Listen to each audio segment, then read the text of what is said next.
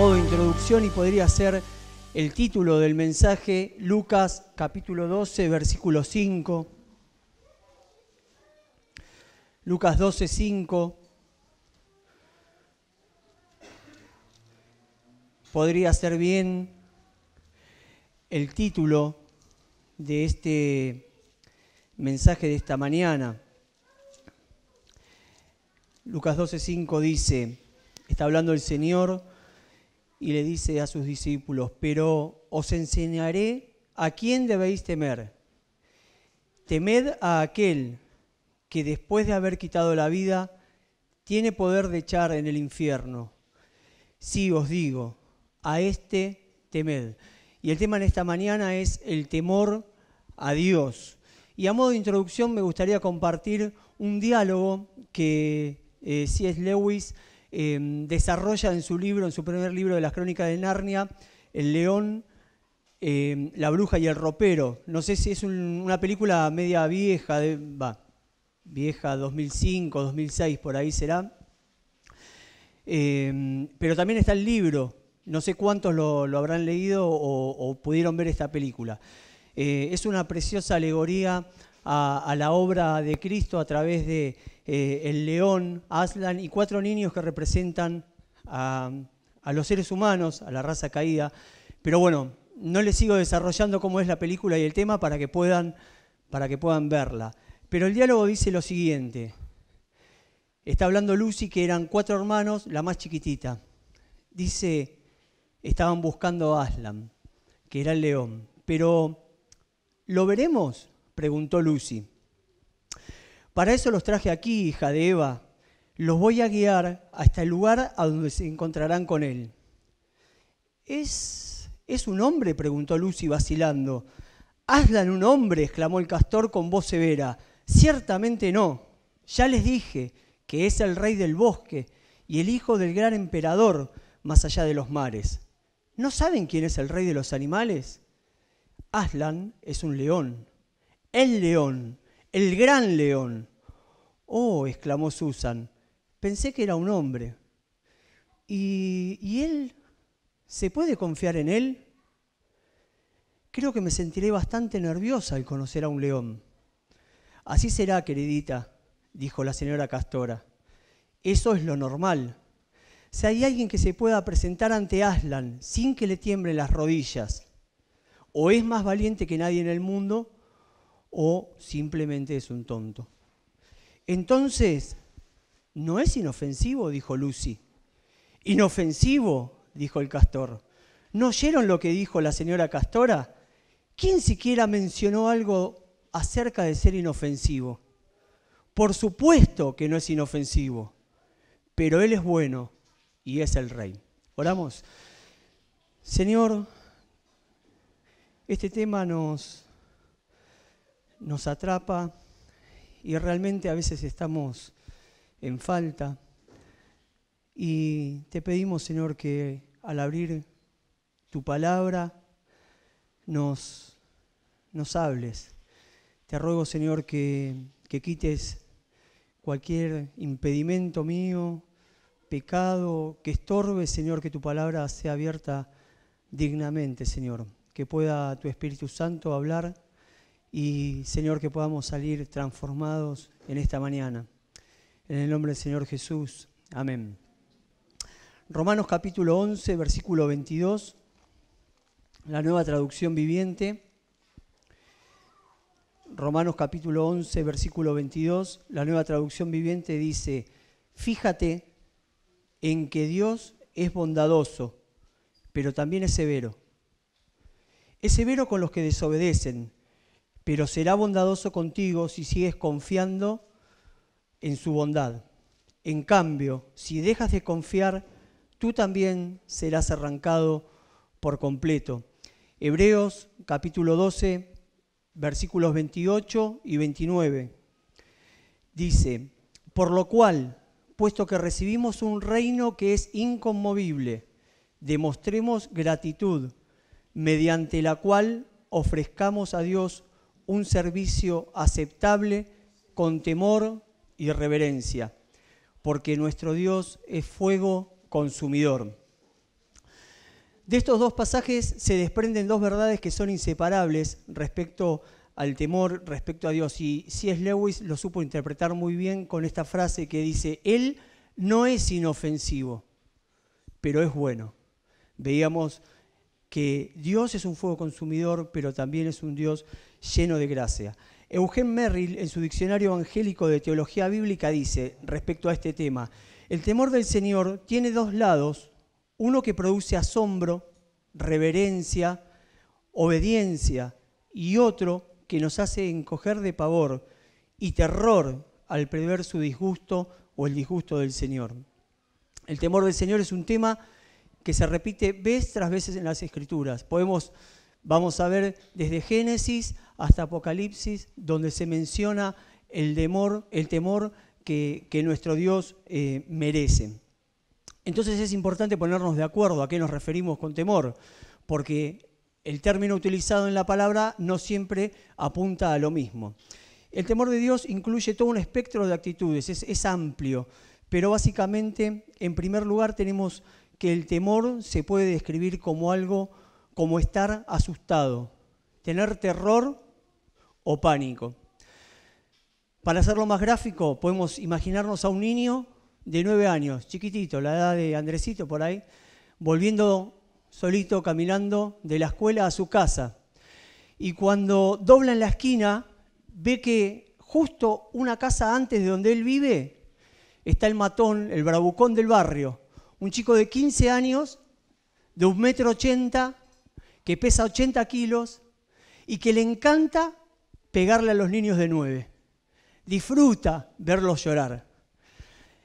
Cuando él ve que ese muchacho se encuentra en ese lugar, lo primero que hace es sentir pánico dentro suyo, siente terror, porque sabe, me la va a dar.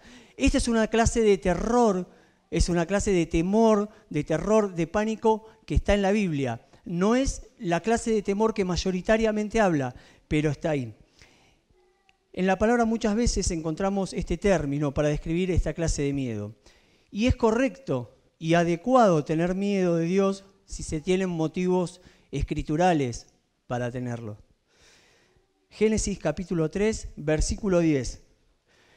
Comienzo de la raza humana, vemos después de la caída, en las primeras instancias del ser humano sobre la tierra, y ya nos encontramos con esta clase de temor. Aquí nos encontramos a Adán, y él dice, y él respondió, Dios lo estaba llamando y dice, y él respondió, oí tu voz en el huerto y tuve miedo, porque estaba desnudo y me escondí.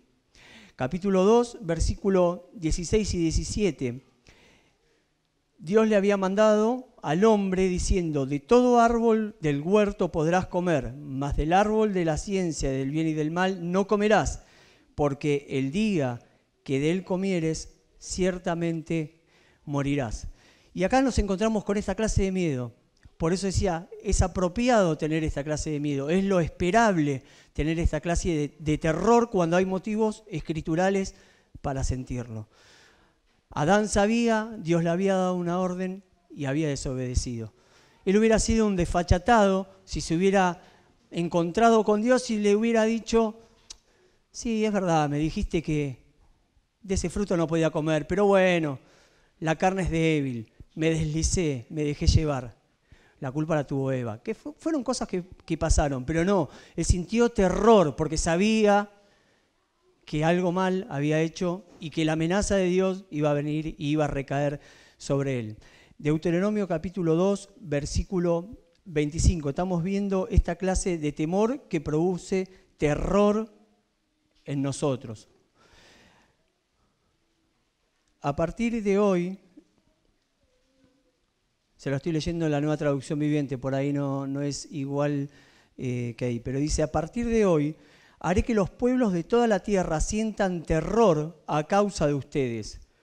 Cuando oigan hablar de ustedes, temblarán de espanto y de miedo. Vemos también que la palabra temor es utilizada en este sentido.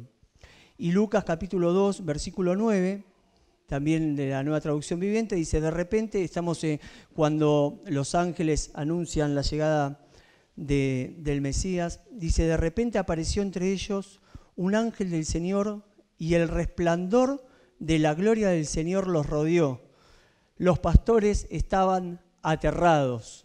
No habían cometido pecado, pero el término que utiliza de temor era este miedo, este susto, que no es el mismo que ahora vamos a ver también que en las Escrituras desarrolla.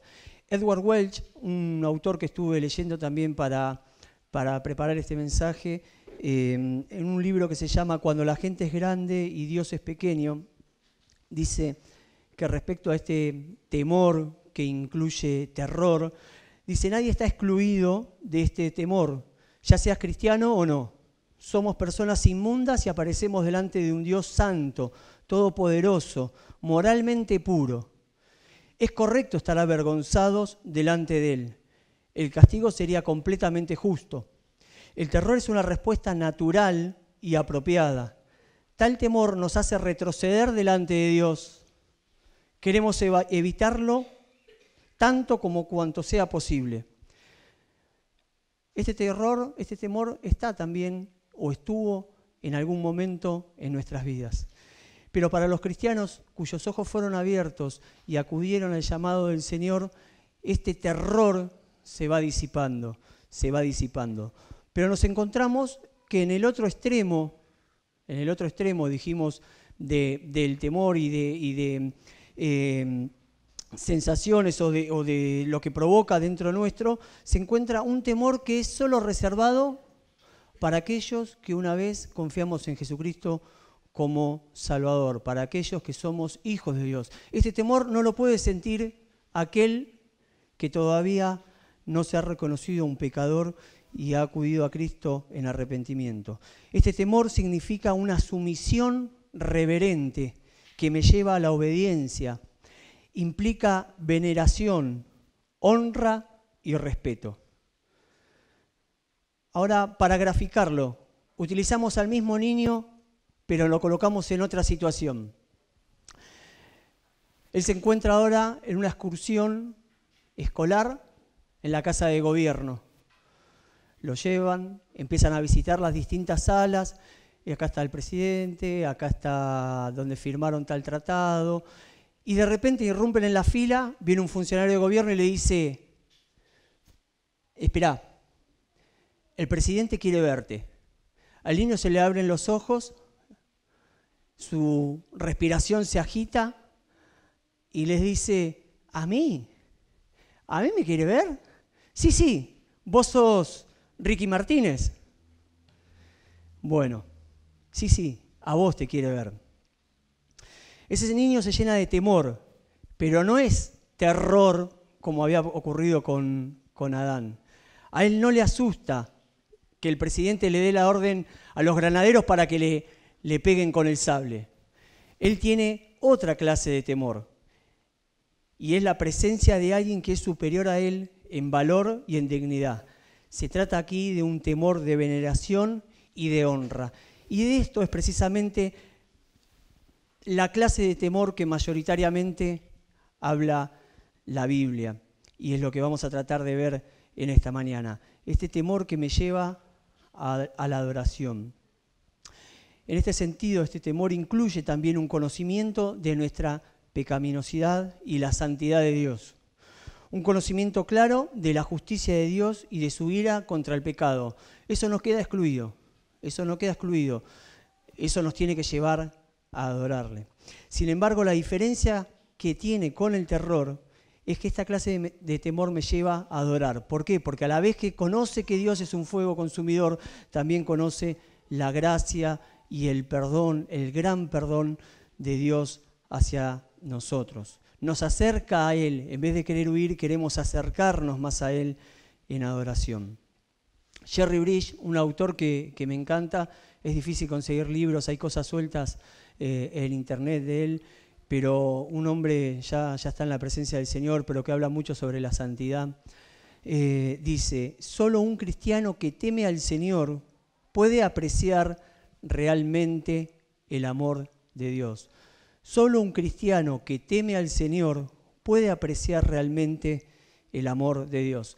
Ahora, ¿qué es lo que nos provoca o qué es lo que hace que nuestro temor a Dios no crezca? Si es un tema que lo vemos desde Génesis, acabamos de leer capítulo 3, y vamos a ir viendo, o pueden examinar y corroborar que hasta Apocalipsis el temor de Dios es algo que está siempre presente en la palabra. ¿Qué es lo que hace o qué enemigos tenemos? Bueno, son muy conocidos, no es nada nuevo, muchos estamos en el contexto y dice, el mundo es uno de ellos, la carne, el cuerpo pecaminoso y el diablo. Pero sin embargo el mayor problema es nuestra propia carne. Y los otros dos se aprovechan y utilizan nuestro cuerpo pecaminoso para que nuestro temor a Dios no sea el correcto. ¿Y cómo es que nuestra carne se deja seducir, se deja engañar? Bueno, nuestros corazones utilizan infinidades de alternativas y estrategias para evadir el temer a Dios. Una estrategia que usualmente usamos es degradar la obediencia a aspectos exteriores, centrándonos en las acciones y no en las actitudes. Y al hacer esto, nuestra naturaleza pecaminosa lo que hace es engañarse y no ver realmente cómo está nuestro corazón. No hemos asesinado a nadie hoy. No nos robamos un auto para venir hasta acá. No hemos cometido adulterio. Entonces podríamos decir que somos buenos, que estamos bastante bien.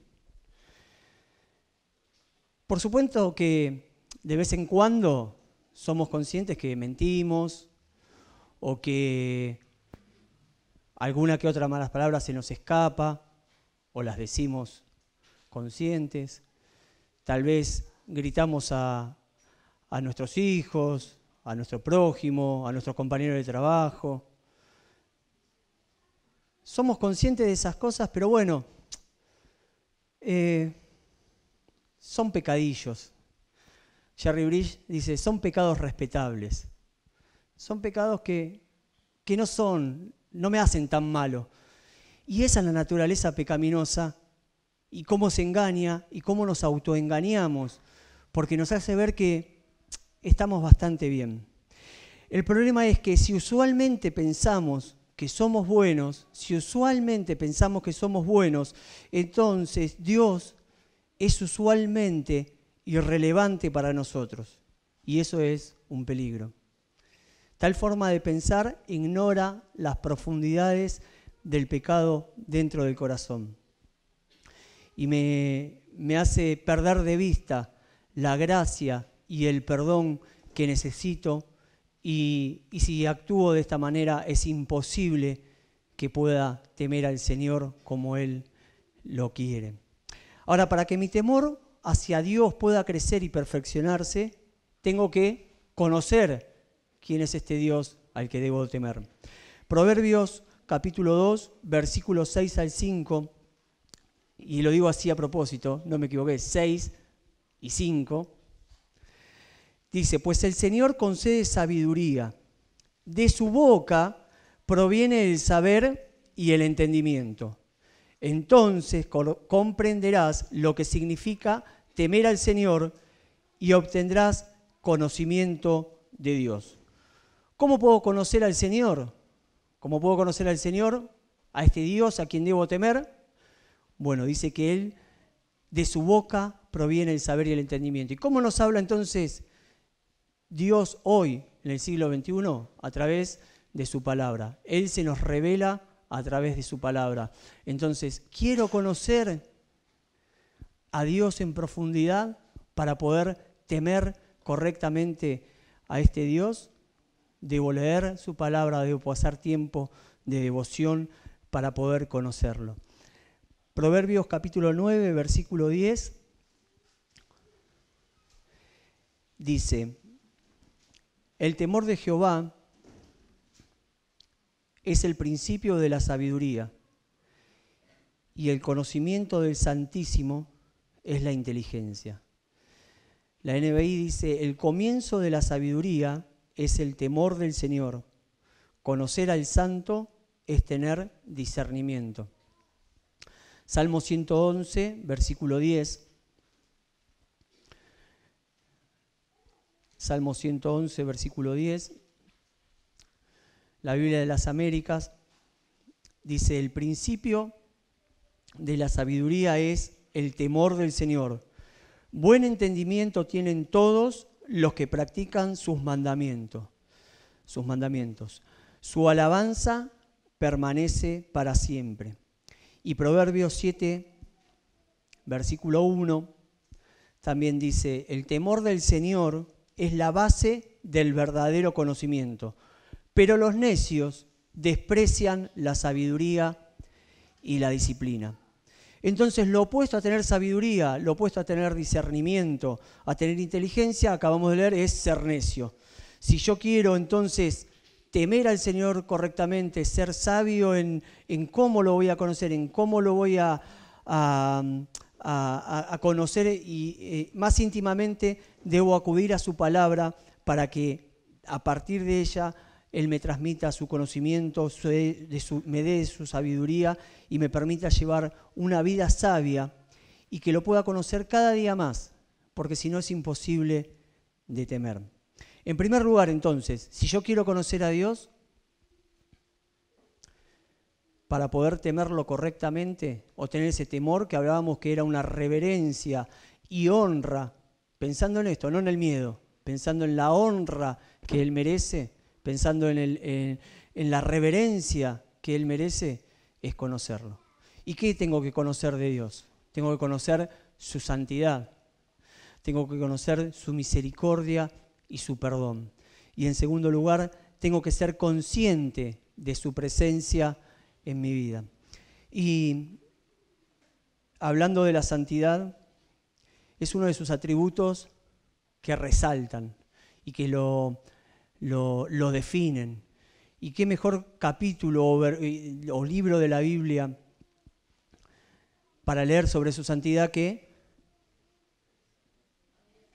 Isaías capítulo 6, versículo 1 al 8. Este pasaje es precioso y no lo vamos a desarrollar porque no es el tema puntual, pero está íntimamente relacionado con el temor a Dios. Dice: en el año que murió el rey Usías, vi yo al Señor sentado sobre un trono alto y sublime, y sus faldas llenaban el templo. Por encima de él había serafines, cada uno tenía 6 alas, con 2 cubrían sus rostros, con 2 cubrían sus pies, y con 2 volaban. Y el uno al otro daba voces diciendo: Santo, Santo, Santo, Jehová de los ejércitos. Toda la tierra está llena de tu gloria. Y los quiciales de las puertas se estremecieron con la voz del que clamaba, y la casa se llenó de humo. Entonces dije: ay de mí, que soy muerto, porque siendo hombre inmundo de labios y habitando en medio de pueblo que tienen labios inmundos, han visto mis ojos al Rey Jehová de los ejércitos. Y voló hacia mí uno de los serafines, teniendo en su mano un carbón encendido, y tomando del altar con unas tenazas y tocando con él sobre mi boca, dijo: he aquí que esto tocó tus labios, y es quitada tu culpa y limpio tu pecado. Como les decía, no vamos a desarrollar este pasaje porque más o menos estamos interiorizados a qué apunta. Pero lo que yo quiero resaltar de este pasaje es la importancia de la santidad de Dios para que yo pueda temer a este Dios santo, santo, santo. La santidad de Dios no es uno de sus muchos atributos, es su naturaleza, es su esencia, la cual se manifiesta en todas sus cualidades. Su amor es un amor santo, su justicia es una justicia santa, su misericordia es santa, no se puede separar, es parte de su esencia. El término santo, como sabemos, es o significa separado, cortado, diferente, distinto al resto. La santidad de Dios implica que Él es puro, que en Él no hay corrupción, que Él no puede ver el pecado, que Él es diferente al resto. Él está separado del pecado. Primera Juan 1:5, no lo busquen, se los leo. 1:5, la segunda parte dice: Dios es luz y en Él no hay oscuridad, porque escrito está: sed santos, porque yo soy santo. Él es santo, Él busca en nosotros también santidad. Él quiere que seamos santos como Él lo es. Miguel Núñez dice respecto a este tema: cuando su santidad no nos produce temor, cuando su santidad no nos produce temor, le perdemos el miedo al pecado. Y cuando le perdemos miedo al pecado, nos extraviamos y sufrimos las consecuencias del extravío. De manera que el temor que proviene de su santidad, al final de cuentas, nos beneficia a nosotros. Hermoso pensamiento, y por eso es que le digo que está ligado la santidad de Dios al temor de Dios. Cuanto más conozco a este Dios santo, más tengo reverencia y trato de honrarlo. Isaías vio su propia pecaminosidad frente a la santidad de Dios y realmente se conmovió y pensó que iba a morir. Él dijo: ¡ay de mí, que soy muerto! Y me encanta, muchos vieron la serie de la santidad de Dios de R.C. Sproul, y los invito a que aquel que no lo escuchó o no leyó el libro, no tiene desperdicio. Hermanos, si queremos crecer en la santidad de Dios, es una serie, son 6 capítulos, creo. Ahora, ¿se acuerdan que estuvieron nuestros hermanos del Ministerio Ligonier? Bueno, es del ministerio de ellos. Buscan www.ligonier en español. En la serie de, ¿cómo es que se llama? Abre tu mente, no, Renovando tu mente, ahí está la serie de sermones y nos va a dar un sentir. No podemos desarrollarlo ahora lo que es la santidad de Dios en profundidad, pero hay material como para poder tener para toda la semana, para todo el mes y para toda la vida, de conocer más de la santidad de Dios. Pero él dice en su libro La Santidad de Dios, que es el libro que él escribe sobre este tema, es un libro ya de unos cuantos años, dice y explica con respecto a este ay. Él dice que ay de mí, dijo Isaías. Y ay de mí a veces se nos puede pasar por alto, lo leemos y decimos: ay de mí, que soy muerto. Pero porque es un término que no usamos. Nadie dice ay de mí hoy. En la actualidad es un término que no utilizamos. Pero en la antigüedad, cuando los profetas hablaban, a eso comúnmente entre ellos se los denominaba que eran oráculos, que era la voz de Dios hacia el pueblo. Entonces podía haber oráculos que eran buenos y oráculos que eran malos. Ahora, los oráculos que eran buenos comenzaban con la frase bienaventurados y continuaba. ¿Qué es lo que utilizó Jesús? Cuando en el sermón del monte comienzan las bienaventuranzas, como conocemos. Es la misma fraseología que se utilizaba. Pero cuando el profeta decía, o el oráculo comenzaba, ay, significaba que el juicio de Dios, la amenaza del juicio de Dios era inminente. Era algo que iba a ocurrir. Si no había un cambio de actitud, si no había algo que transformara al receptor de ese mensaje, el juicio ya estaba sobre esa persona. Y fíjese que Isaías, al ver la santidad de Dios, al ver a ese Dios santo, santo, santo, se vio tal cual era, se vio desnudo delante de él, vio su pecaminosidad y dijo, ¡ay de mí! El juicio cae sobre mí. E inmediatamente dijo, y soy muerto.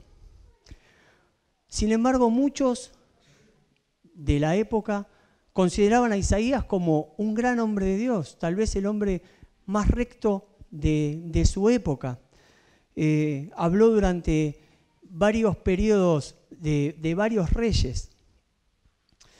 Pero cuando él se ve frente a la santidad de Dios, él no pudo sostener su propia opinión, porque él se podía comparar con otros pares. Él podía compararse con los reyes malvados de la época y podía decir, estoy bastante bien.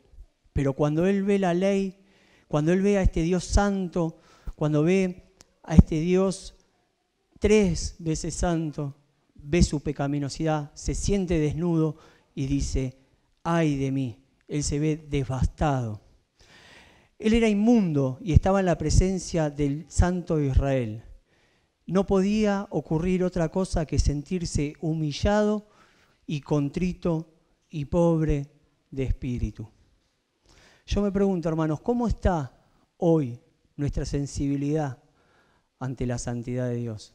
¿Cómo nos vemos cuando nos comparamos con el estándar de la santidad de Dios y no con los que están a nuestro alrededor? Él es santo, no es un par. Él es trascendente. Él está en su trono alto y sublime, leímos en Isaías capítulo 6. Pero hay algo que también es asombroso. Isaías 57, acompáñenme, Isaías 57, versículo 15. Y esto es, digo, asombroso, porque se los voy a leer de la Biblia de las Américas, que dice, porque así dice el alto y sublime, que vive para siempre, cuyo nombre es santo. Habito en lo alto y santo, y también con el contrito y humilde de espíritu, para vivificar el espíritu de los humildes y para vivificar el corazón de los contritos. Yo habito en la altura y la santidad y con el quebrantado y humilde de espíritu, dice la Reina Valera de 60. Y estas son las palabras de Cristo, como decían las bienaventuranzas. Mateo 5, versículo 3, dice, bienaventurados los pobres en espíritu, porque de ellos es el reino de los cielos. Hermanos, esto es sublime.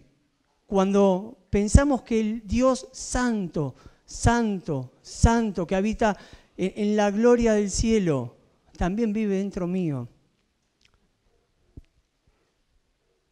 No podemos hacer otra cosa que adorarlo.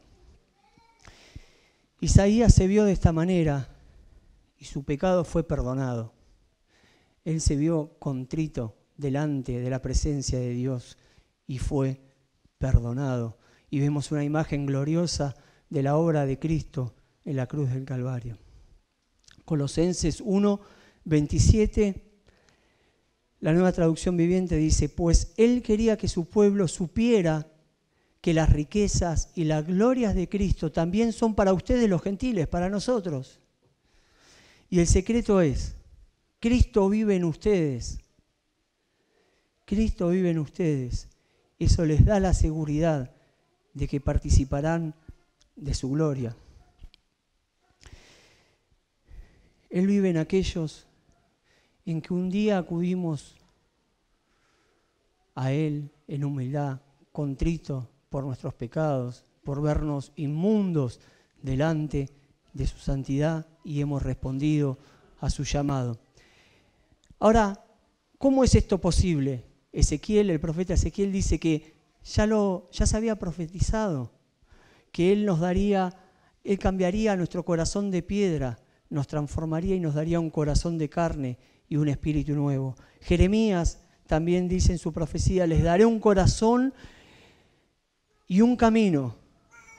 Esto está en Jeremías 32. Para que me teman perpetuamente, para que tengan bien ellos y sus hijos después de ellos. Y haré con ellos pacto eterno, que no me volveré atrás de hacerles bien. Y pondré mi temor en el corazón de ellos, para que no se aparten de mí. Hermanos, esto es glorioso. Él es excelso, Él es sublime, está en la gloria. y mientras estaba en la eternidad, cuando ni siquiera existíamos, desarrolló todo un plan de redención para que aquellos que le dábamos la espalda pudiéramos acceder a Él en salvación. Pecadores que le damos la espalda y que merecíamos el juicio, fuimos salvados. Él pone su temor en nosotros, ya que nosotros nunca lo haríamos por nosotros mismos. Él pone el temor para que yo acuda a Él. Él hizo todo. Él hizo todo. De una cosa podemos estar seguros, que nuestro temor al Señor no aumentará a menos que crezca en nosotros una sensibilidad y conciencia por la majestuosa santidad de Dios.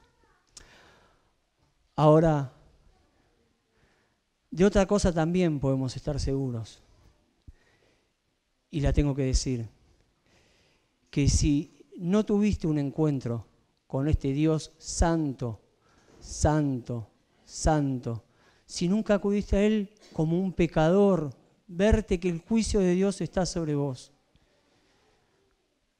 no vas a poder tener este temor de reverencia y tendrías que sentir terror, como la primera clase de temor, terror, porque Dios está airado contra el pecador que no se arrepiente. Dios es un fuego consumidor. Y en esta mañana, no sé, Dios solamente sabe las salvaciones de Él. Si no has tenido un encuentro con Jesucristo como Salvador, tendrías que sentir terror. Tal vez alguien que esté escuchando o cuando se escuche este mensaje en internet, es el día de acudir a Jesucristo arrepentido, sabiendo que sos un pecador. Y Juan 3:36 dice, los que creen en el Hijo de Dios tienen vida eterna. Los que no obedecen al Hijo nunca tendrán vida eterna, sino que permanecen bajo la ira del juicio de Dios. Permanece bajo la ira del juicio de Dios. Ese es el destino que muchos teníamos, pero Dios nos llamó y nos rescató. Decía que aparte de conocer su santidad, tengo que conocer también de su misericordia y su perdón. Como acabamos de leer en Juan, la ira de Dios era lo que debíamos haber soportado, pero Jesucristo la soportó por nosotros. Él cargó nuestras culpas, Él no solamente nos limpió de nuestros pecados por la sangre derramada en la cruz, sino que también nos imputó su justicia, su vida justa, esa vida que nunca hubiéramos podido vivir, fue lo que Jesucristo y Dios Padre nos imputó. Merecíamos el infierno y sin embargo, hoy estamos acá, hoy estamos presentes en su casa, agradecidos porque Él nos buscó, nos dio gracia y nos mostró su perdón. Estábamos sin chances delante de Dios, merecíamos la ira eterna y por el contrario fuimos bendecidos por el Padre mediante el don de la fe en la obra de Cristo. Nos hizo sus hijos. Hermanos, es para adorar a este Dios tan grande, recordando su misericordia y su perdón. Mientras no reconozcamos, mientras nos olvidemos, no recordemos la obra que Él hizo en nuestras vidas, es difícil tener temor del Señor. Salmo 130, versículo 3 al 4 dice, si llevaras un registro de nuestros pecados, ¿quién, oh Señor, podría sobrevivir? Pero tú ofreces perdón para que aprendamos a temerte. Tú ofreces perdón para que aprendamos a temerte. Lamentaciones 3:22 dice, por la misericordia de Jehová no hemos sido consumidos, porque nunca decayeron sus misericordias. Y en segundo lugar, tenemos que vivir conscientes de su presencia. Proverbios 23, versículo 17, dice, antes persevera en el temor de Jehová todo el tiempo. Persevera en el temor de Jehová todo el tiempo. Y todo el tiempo implica que yo tengo que ser consciente de la presencia del Señor todo el tiempo. Y este cabezado es fundamental, porque mientras no no seamos conscientes de que Él está en todo momento al lado nuestro, es muy fácil que nos distraigamos y no tengamos ese temor que deberíamos tener. Salmo 139, versículos 7 al 12. El salmista hace una descripción fabulosa donde ve los atributos de Dios, y en esta parte podemos ver lo siguiente. Dice: jamás podría escaparme de tu espíritu, jamás podría huir de tu presencia. Si subo al cielo, allí estás tú. Si desciendo a la tumba, allí estás tú. Si cabalgo sobre las alas de la mañana, si habito junto a los océanos más lejanos, aún allí me guiará tu mano y me sostendrá tu fuerza. Podría pedirle a la oscuridad que me ocultara y a la luz que me rodea que se convirtiera en noche. Pero ni siquiera en la oscuridad puedo esconderme de ti. Para ti la noche es tan brillante como el día. La oscuridad y la luz son lo mismo para ti. No sé si a ustedes les habrá pasado, tal vez a mí sí, tal vez no, sí, pero supongo que es la realidad del ser humano, que muchas veces somos tentados a hacer algo que no es correcto o hacer algo que sabemos que está mal, y tenemos la intención de cometerlo, pero aparece una persona y dejamos de hacer lo que sabemos que estamos haciendo mal.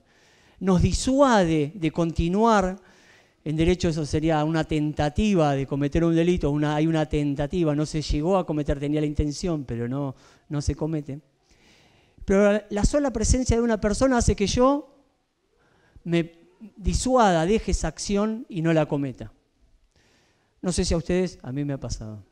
Ahora, si la presencia de otro ser humano como yo, al que yo no tengo que rendirle cuenta de nada porque él no me va a juzgar, hace que yo disuada o deje de cometer esa acción que sé que está mal, ¿cuánto más o cómo sería nuestro temor a Dios si somos conscientes de que Él está presente continuamente en mi vida? Que no hay lugar donde yo me pueda ocultar, que Él sabe todo, Él lo ve. Él ve todo lo que yo hago, y esto me tiene que, creo que tener terror, no adoración. Pero tengo que ser consciente de que Él está presente continuamente en mi vida. Proverbios 16:6 dice: con misericordia y verdad se corrige el pecado, y con el temor de Jehová los hombres se apartan del mal. Génesis 39:9, y esto son algunos ejemplos solamente como para ver que el sentir la presencia del Señor, que Él está presente cada día, en cada circunstancia, en todo lo que hago, me puede disuadir de pecar. Estamos en la historia de José, cuando la esposa de Potifar intentaba seducirlo y dice: no hay otro mayor que yo en esta casa, y ninguna cosa me ha reservado sino a ti, por cuanto eres tu mujer, eres su mujer. ¿Cómo pues haría yo este grande mal y pecaría contra Dios? Vemos que José era consciente de que no iba a pecar contra Potifar, que él iba a pecar contra Dios, contra el Dios a quien él servía. Él era consciente de la presencia de Dios, y en este caso lo preservó y no pecó. Ser consciente de la presencia de Dios me disuade entonces de pecar y aumenta mi temor a Dios. ¿Por qué? Porque ya no me preocupa, no me preocupa el temor a las consecuencias. Yo tengo temor de Dios no porque Él me va a castigar, yo tengo temor de Dios no porque me pueden descubrir, yo tengo temor de Dios no porque mi reputación va a ser manchada, entonces trato de actuar de una manera que los demás no sea cosa que a ver qué van a pensar de Leo, que tiene esto o lo otro. Yo no tengo temor a Dios por eso, sino que soy consciente, y la motivación es: ¿cómo haría tan gran mal y pecaría contra un Dios santo santo, santo. Voy a enumerar algunos beneficios, no los vamos a desarrollar, pero podrían seguir estudiando. En el libro de Proverbios tenemos infinidades de beneficios que obtenemos al temer a Dios.